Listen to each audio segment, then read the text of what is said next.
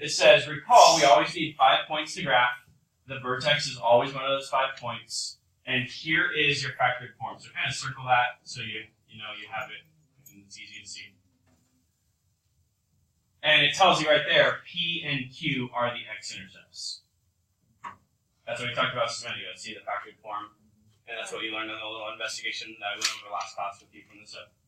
So what are my x-intercepts from this original example 1 equation? 4, negative 2. Positive 4 Negative 2. and negative 2. Just like vertex form, if it's in the parentheses, it's opposite of what it looks like. There's a negative sign in the formula. So that tells me that P itself is positive 4, right? And then a negative is the reason that's a positive 2. So if that doesn't make sense to you, that's okay. Just remember, it's always opposite. So one x-intercept, oops, no highlighter. One x-intercept is going to be 4, 0. The other x-intercept is going to be negative 2, 0. Write those out to the side and go ahead and plot your x-intercepts. So right away, you get 2 points just by looking at the equation. So we only have 3 more to do. Now, I went over this last class with you. The next thing we would do is we would try and find the vertex. The vertex is on the AOS. So how do you find the AOS if you know 2 points on a symmetric parabola? It's the middle. It's the middle, right? We talked about this last class. It's the average. So what's the middle of negative 2 and 4? And you can probably just eyeball it. 1. It would be 1. Yeah. So draw your dotted line down 1.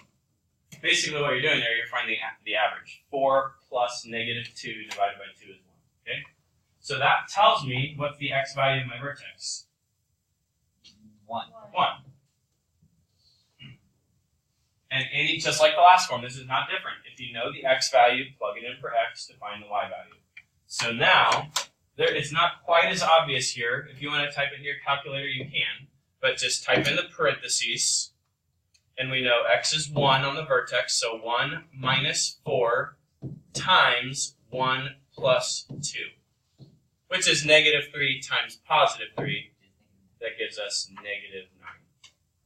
So just like standard form, if you know the AOS, you plug it in and you get the output for that x value. So negative 9. So go ahead and plot your vertex. Wait, so you're making it plus, so you go back to the original problem when you do that? Well, we haven't done anything to the equation, so that's the only equation to go back to.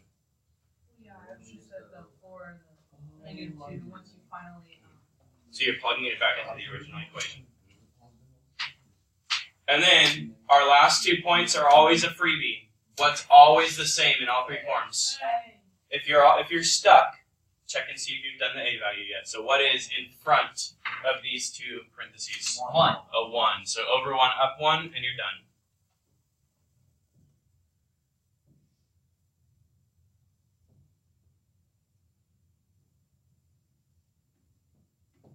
Now you can always find the y-intercept. Did we have to here?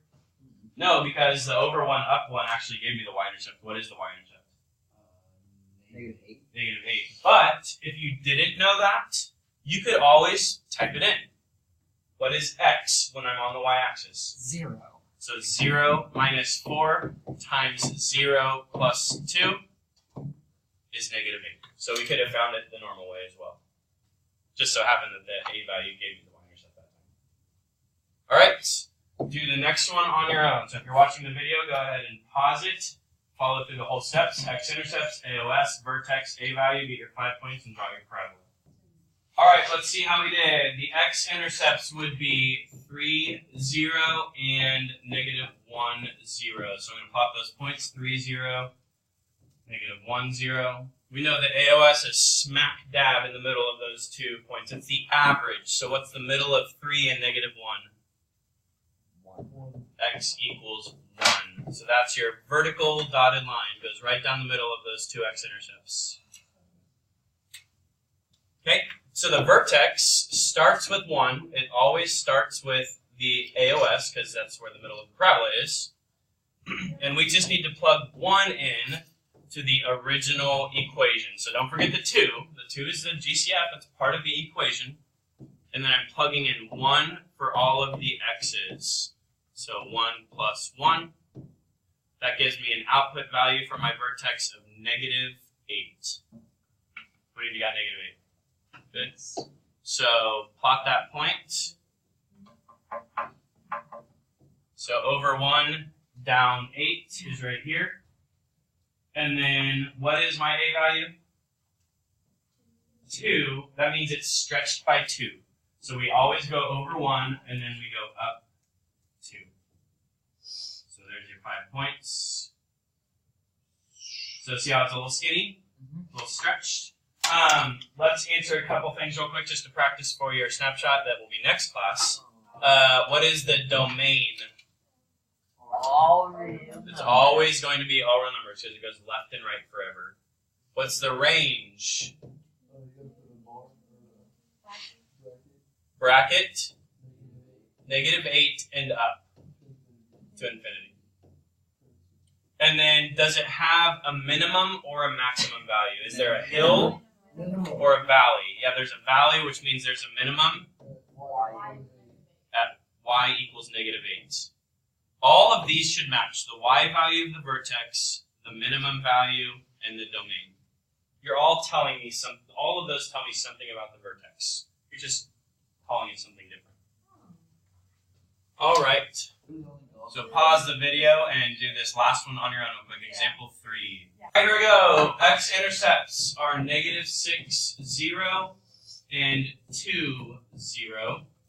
So 2, 0, and -6, 0. What's the middle of those two?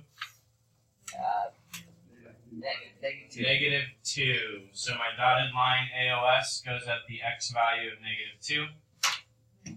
For vertex, you plug in the AOS. So if you plug in -2, now the way you can do this in your calculator, I like to do alpha y equals because it looks pretty. So alpha y equals, put in your fraction, 1/4 times, and I'm plugging in -2 for x, gives me -4. So your vertex is -2, -4.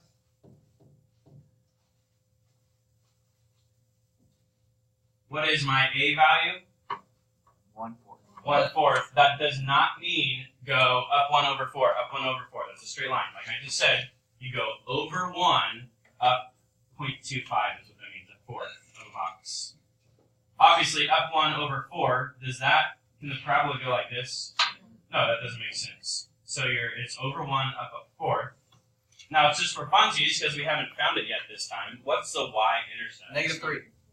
How do you find that out? Put it to 0. Add it to 0. Plug in 0 for all of the x's. So I just have to go right over there. Yeah, you got it. Got it. Down. I know. Look. So plug in 0 for x. So obviously 0 plus 6 is 6. 0 minus 2 is -2. Multiply that times 1/4, you get -3. That's just one more point. That would be a good way to be like more advanced, is to get more than 5 points. So the y-intercept is -3, and then you can always reflect that. Oops, sorry. You know what you got in your brain quiz? And that just kind of reconfirms that that's right there in the shape of the parabola. What?